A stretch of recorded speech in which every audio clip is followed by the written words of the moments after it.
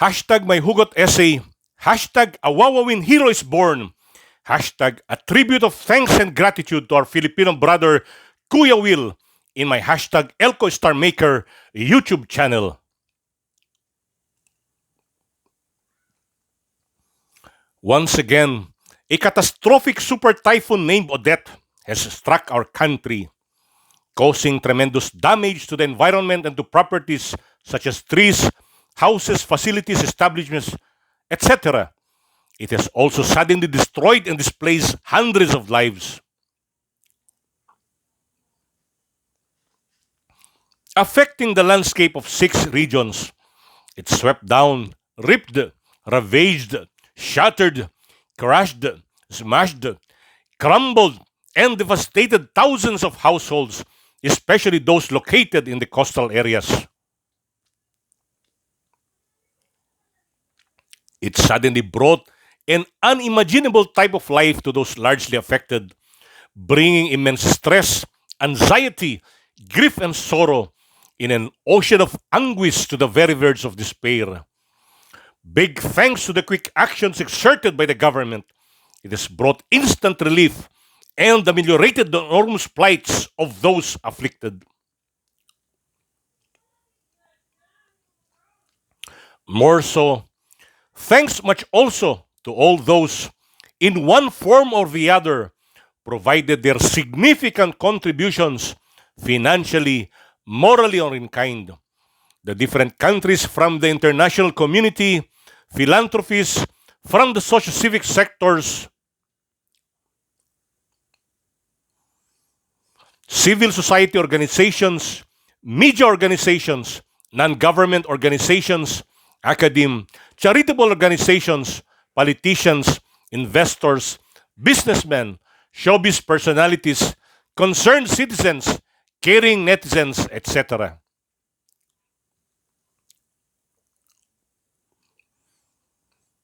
Without which, the pitiful lives of our greatly distressed brothers and sisters would have been greater, painful, and unbearable. It is through these trying and desperate times that the very best attitudes of the human spirit comes into play. It is also through these tragic times that somehow, somewhere, someone comes into the open to lend a helping hand. These are the caregivers, joy bringers, hope providers, problem solvers, lion hearts, etc. These are also the people who extend donations in cash or in kind, who extend community pantries, who extend support in relief operations, who prepare and extend relief aid, who extend support in community kitchens, in cooking, preparing, and providing meals to the needy beneficiaries, who extend support in rehabilitation works, who extend support for building purposes, who extend their time and energy for bayanihan efforts, who provide support morally by becoming prayer warriors, who provide fundraising activities, who provide donation for a cause undertakings, who provide donation drives through concerts, the internet, etc.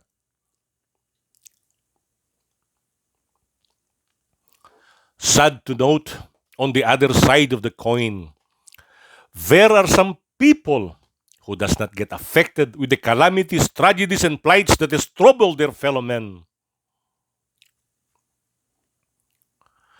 They seem unattached, ambivalent, indifferent, and unsympathetic to the situations and conditions that is bothering other people. Worst, they are unmindful, uncaring, and do not want to be part to the problem and suffering of others. These are the people who are evil, selfish, corrupt, greedy, mean, stingy, miser, sociopaths, and the like, who only wants the best in life for themselves and those they selfishly care. These are the narcissists and the self-centered people who only care for themselves, whose hardened heart does not give a damn to others.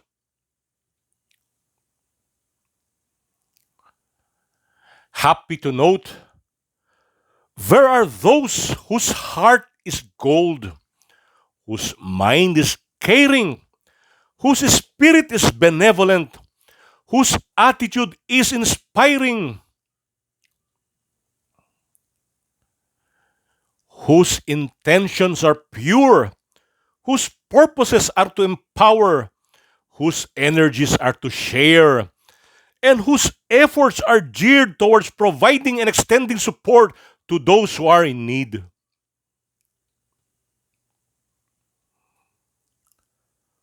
Noteworthy, there is one fellow who has caught the respect and gratitude of many because of his consistent, persistent, natural, and quick charitable disposition.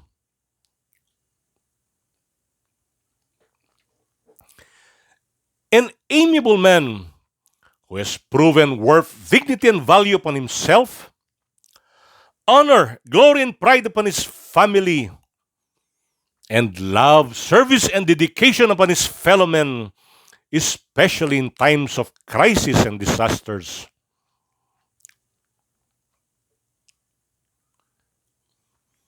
When he started acquiring his wealth and fame, was also the time he began reaching out and providing the needed support for others.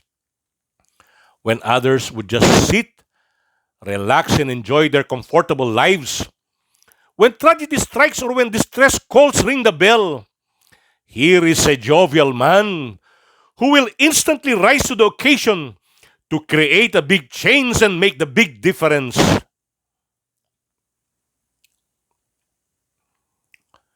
I recall one instance when the Fort Power sisters, who gained multi awards here and abroad, which also includes the prestigious X Factor UK, were on his TV show and shared their plight. Upon knowing the honor that the said seeing sisters brought to the country, this affable man instantly addressed that very much need voiced out by the above mentioned group by giving them a brand new car needed accordingly for their transportation in their gigs, shows, and sorties.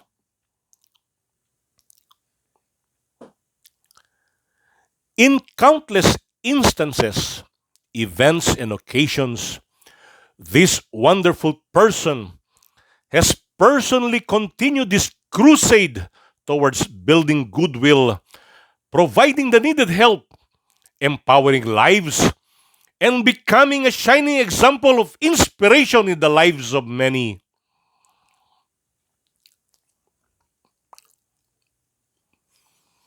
When he had much, he did not hoard but shared.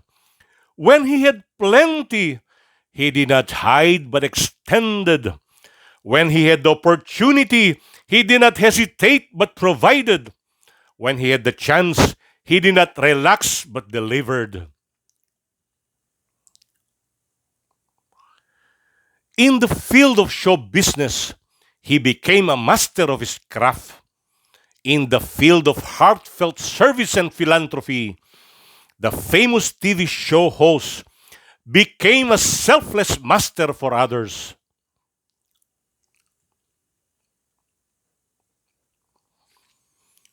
With the onslaught of Super Typhoon Odette, this incredible individual had once again, like the said typhoon, has swiftly personally delivered the needed relief and aid to ease and ameliorate the woes and pain of others.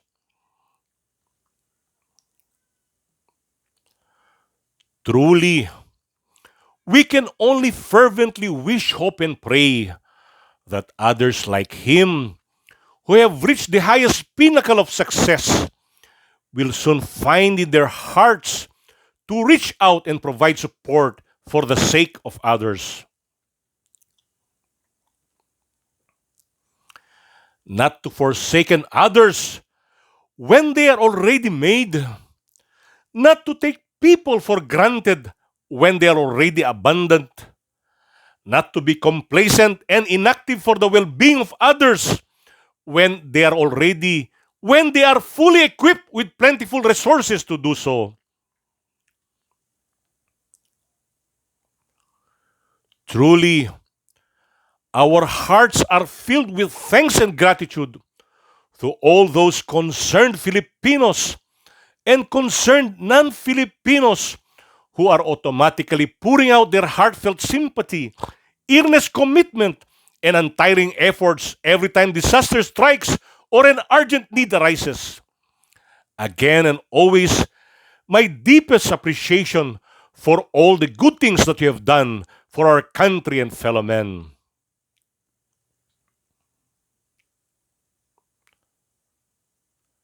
For this particular lion heart, I have chosen him to be the very subject of my Hugot essay because I truly believe that in the industry where he belongs, he is the leading and living showbiz man, the topmost of his kind, who, when he had very much, chose to share his very much with others.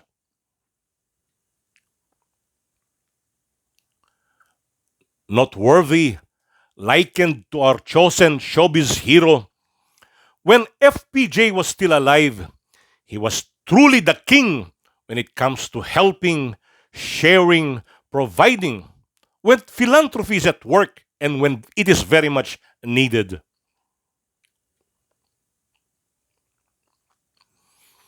When he had very much money, understanding, care, happiness, chose to share his very much with others, making us cheerfully happier.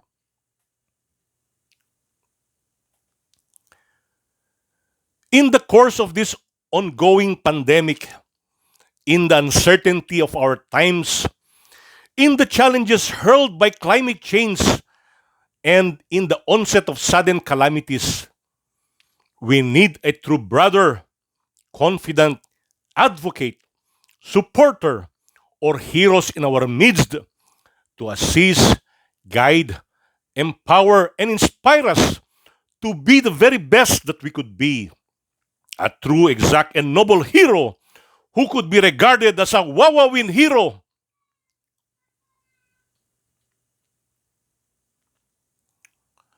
Hashtag Wowowin hero.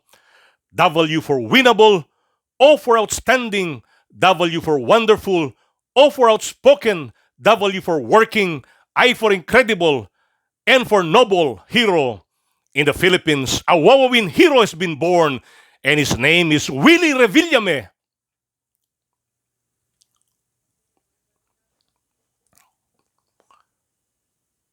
Maraming salamat, Kuya Will, sa mga saya, sigla, tuwa, tawa, halakhak, sorpresa, biyaya at ngiti na taos-puso mong binigay sa pamamagitan ng mga programa mo sa telebisyon at bukod tangi mong personal na disposisyon para makapagbigay ng kasiyahan sa mga kapatid mong Pilipino.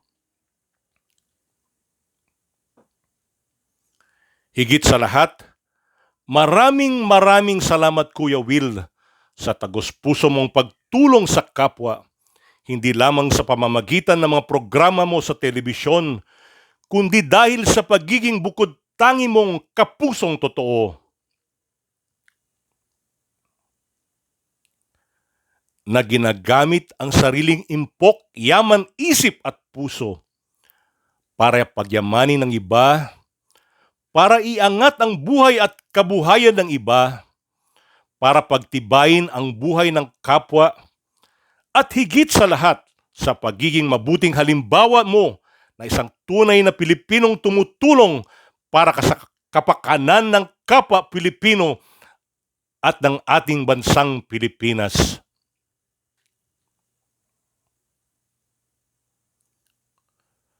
For all the joys, cheers, happiness, laughter, immediate help, kind support, timely provisions, and continuing assistance you have bestowed, we have a Wowowin hero or a Kuya Will in our midst who stood, and gave his very best for the sake, welfare, and happiness of others.